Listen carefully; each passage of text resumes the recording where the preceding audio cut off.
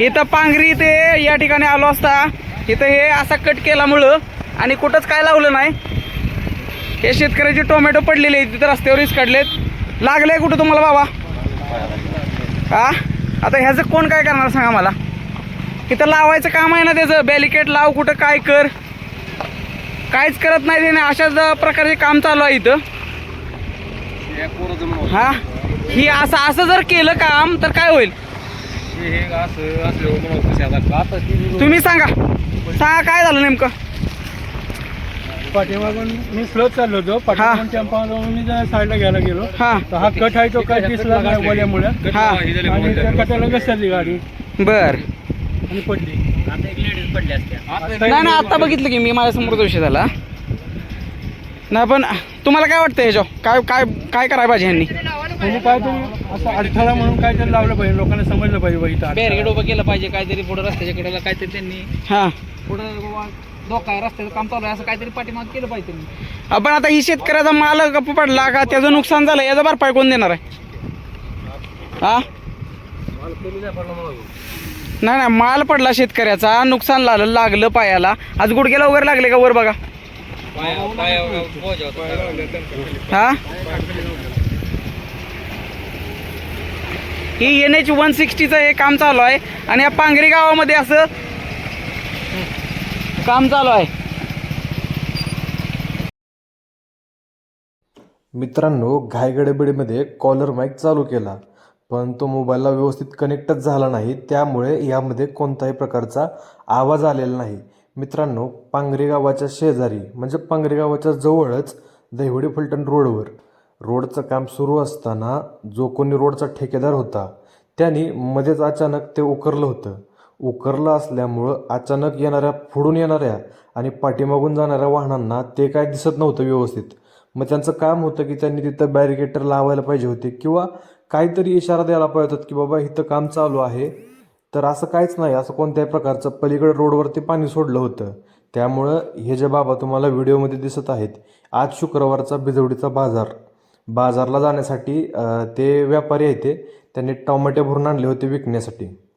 बाजारला जात असताना नेमकी त्यांची गाडी तिथं घसरली. गाडी एकदम 0 स्पीडला होती, 10 ते 15चं स्पीड होतं. एवढ्या स्पीडला सुद्धा गाडी वर चढवताना घसरली. तुम्ही बघू शकता व्हिडिओमध्ये दाखवले सुरुवातीलाच की कशा प्रकारे तिथं ते उकरलेलं आहे. आणि गाडी त्याच्यावर चढवताना गाडी घसरली, गाडी पडली, गाडी त्यांच्या पायावरती पडली. कॉन्ट्रॅक्टर किंवा जो कोणी तो ठेकेदार असेल तो तुम्हाला व्हिडिओत पुढे दिसेलच, तो त्यांच्या शेजारीच उभा होता. अगदी 1-2 मीटर अंतरावर पुढेच उभा होता. पण जवळ असून सुद्धा त्यांनी त्यांची गाडी उचलली नाही किंवा त्यांना उचललं नाही, ते तसेच पडले होते. सुदैवाने आम्ही तिथून चाललो होतो आणि एक मसवडचा मोटरसायकलवाला तिथून चाललेला, त्यांनी त्या बाबाला उचललं आणि रोडवर साईडला आणलं. त्या ठिकाणी जरा कॉन्ट्रॅक्टर जो कोणी ठेकेदार होता त्याला 2-3 प्रश्न विचारलं तर तो बोलायचं तर सोडा, तो तोंड लपवून साईडला पळायला लागला आणि ओढवाओढवीची अशीच उत्तरं द्यायला लागला.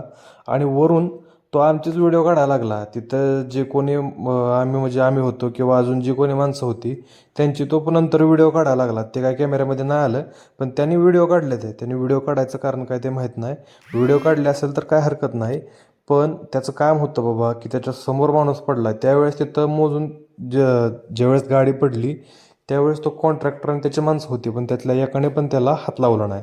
मग आम्ही त्यांना उचललं, तिथनं साईडला बसवलं. मसवडचा एक मुलगा होता त्यामध्ये, त्यांना उचलण्यात मदत करण्यात, तांबट वगैरे गोळा करण्यात त्यांना तिथून आम्ही उचललं आणि डायरेक्ट बिजवडीच्या दवाखान्यात घेऊन आलो आम्ही त्यांना.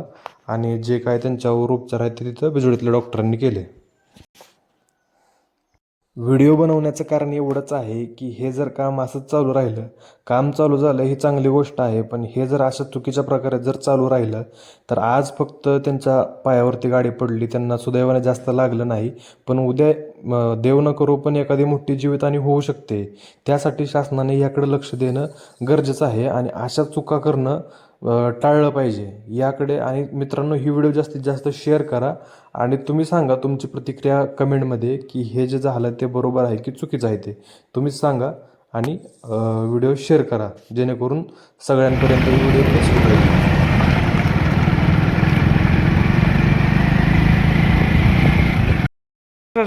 हां सांगा बाबा काय झालं तिथं पांगरीत?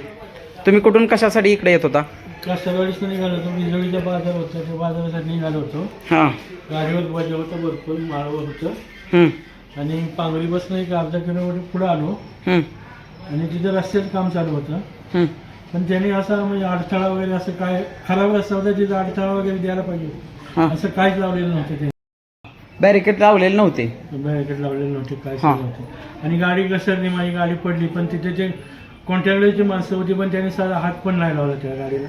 हां. बाकीचे मग बिजवडीवरनं लोक आले, त्यांनी ती गाडी उचलली, मला दवाखान्यात आणलं. हां. ती गाडी माझी ते घेऊन आले, त्यांनी आपल्या गाडीवर मला स्वतःच्या गाडीवर बसून आणलं. मला बर बर ठीक आहे. दवाखान्याचा उपचार वगैरे त्यांनी केले. तुम्ही आता त्यांनी काय करावं इथून पुढं काम करत असताना, असं काय त्यांना काळजी घेण्यासाठी? त्यांनी काम जिथं असेल, जिथं अडचण असेल त्यांनी बॅरिकेड लावलं पाहिजे. हां. लोकांना म्हणजे जेणेकरून लोकांना माहित पडेल की बाबा इथं काहीतरी अडथळा आहे असं. हां, केलं जेणेकरून पाहिजे. कोणाचा जीव नाही जावा. जीवन नाही जावं. ठीक आहे. हं.